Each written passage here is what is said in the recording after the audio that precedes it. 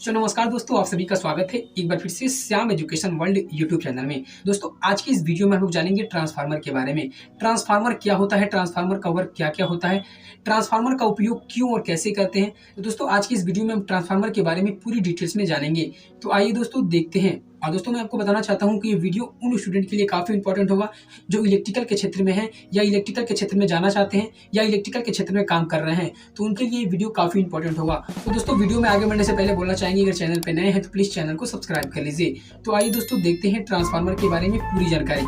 तो दोस्तों सबसे पहले हम जानेंगे कि ट्रांसफार्मर क्या होता है। तो दोस्तों ट्रांसफार्मर एक ऐसी युक्ति है जो वोल्टेज के मान को घटा या बढ़ा देती है, यानी वोल्टेज के मान को स्टेप अप या स्टेप डाउन कर देती है, ट्रांसफार्मर कहलाती है। और दोस्तों मैं आपको एक बात और बताना चाहता हूं कि ट्रांसफार्मर केवल और केवल एसी सप्लाई पर ही कार्य करता है, न कि डीसी सप्लाई पर। यदि ट्रांसफार्मर को डीसी सप्लाई दे दिया जाए तो ट्रांसफार्मर की वाइंडिंग जल जाएगी, इसलिए ट्रांसफार्मर हमेशा एसी सप्लाई पर ही कार्य करता है। बात करें ट्रांसफार्मर कितने प्रकार के होते हैं, तो दोस्तों ट्रांसफार्मर को मुख्यतः दो भागों में बांटा गया है। पहला स्टेप अप ट्रांसफार्मर और दूसरा स्टेप डाउन ट्रांसफार्मर। तो दोस्तों पहला जो स्टेप अप ट्रांसफार्मर होता है, इसका काम क्या होता है, तो दोस्तों जो स्टेप अप ट्रांसफार्मर होता है उसमें सेकेंडरी वाइंडिंग में नंबर ऑफ टर्न की संख्या प्राइमरी वाइंडिंग से अधिक होती है तथा यह लो वोल्टेज को हाई वोल्टेज में बदलने का काम करता है, स्टेप अप ट्रांसफार्मर कहलाता है। और दूसरा है step down transformer. Step down transformer क्या होता है, तो दोस्तों जो स्टेप डाउन ट्रांसफार्मर होता है उसमें सेकेंडरी वाइंडिंग में नंबर ऑफ टर्न की संख्या प्राइमरी वाइंडिंग से कम होती है तथा यह हाई वोल्टेज को लो वोल्टेज में बदलने का काम करता है, स्टेप डाउन ट्रांसफार्मर कहलाता है।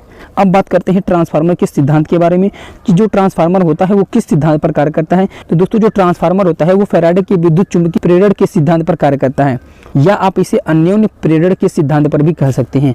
और दोस्तों अब हम जानेंगे कि ट्रांसफार्मर के मुख्य भाग कौन कौन होते हैं और उनका क्या क्या काम होता है। तो आइए दोस्तों सबसे पहले देखते हैं कि ट्रांसफार्मर के मुख्यतः कितने पार्ट्स या भाग होते हैं। तो दोस्तों ट्रांसफार्मर में निम्नलिखित पार्ट्स होते हैं जो आप देख सकते हैं, जैसे tank, core, Buchholz relay, cooling tube, bushing, breather, winding, conservator, radiator, tap changer, earth terminals, rating plate, vent plate, VCV, winding, bushing, radiator, conservator. तो दोस्तों ये ट्रांसफार्मर के कुछ मेन पार्ट्स हैं जो आपको जानना चाहिए। और दोस्तों आप यहाँ पे देख सकते हैं कि ट्रांसफार्मर है और इसमें एक आइसोलेटर लगा है। आइसोलेटर का वर्क क्या होता है, आइसोलेटर का वर्क ये होता है कि अगर कहीं पे अचानक फॉल्ट आ जाता है तो उसको आइसोलेटर से आइसोलेट कर सकें, उस फेज को अलग कर सकें, तो उसी को आइसोलेटर कहते हैं। तो दोस्तों आइसोलेटर का वर्क यही होता है। आइसोलेशन का मतलब भी होता है कि अलग करना या दूर करना, उसी को आइसोलेशन बोलते हैं। और दोस्तों यहाँ पे एक बीसीबी लगा है जिसका फुल फॉर्म होता है वैक्यूम सर्किट ब्रेकर। वैक्यूम का काम जो होता है वो सर्किट को ऑन या ऑफ करने के लिए किया जाता है। और दोस्तों आप यहाँ पे देख सकते हैं एक सीटी लगा हुआ है जिसका फुल फॉर्म होता है करंट ट्रांसफार्मर। सीटी को करंट ट्रांसफार्मर कहते हैं। सीटी का जो काम होता है वो हाई करंट को मेजर करता है। वैसे तो एमीटर से भी करंट को मेजर किया जाता है, बट एमीटर से हाई करंट को मेजर नहीं कर सकते हैं। और ट्रांसफार्मर की जो रेटिंग होती है उसे केवीए में लेते हैं, यानी कि किलोवाट एम्पियर में लेते हैं, और उसके ऊपर जब हम उसकी रेटिंग लेते हैं तो एमवीए में लेते हैं, यानी कि मेगा वोल्ट एम्पियर में लेते हैं। जैसे 10 एमवीए की यहाँ पे दो ट्रांसफार्मर लगी है, आप देख सकते हैं। और दोस्तों ट्रांसफार्मर में एक पार्ट लगा होता है रेडिएटर। दोस्तों रेडिएटर का जो मेन काम होता है वो होता है कूलिंग प्रोवाइड करना।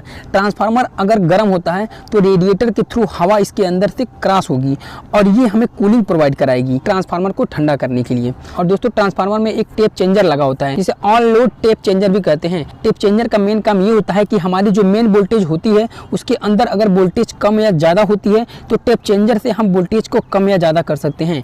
और दोस्तों ट्रांसफार्मर में एक पार्ट होता है कंजर्वेटर टैंक। इसका काम क्या होता है, ट्रांसफार्मर के अंदर जो ऑयल होता है वो गर्म होता है, एक्चुअली वो गर्म ऑयल को ठंडा करके ट्रांसफार्मर में भेजता है। कंजर्वेटर टैंक का मेन काम यही होता है।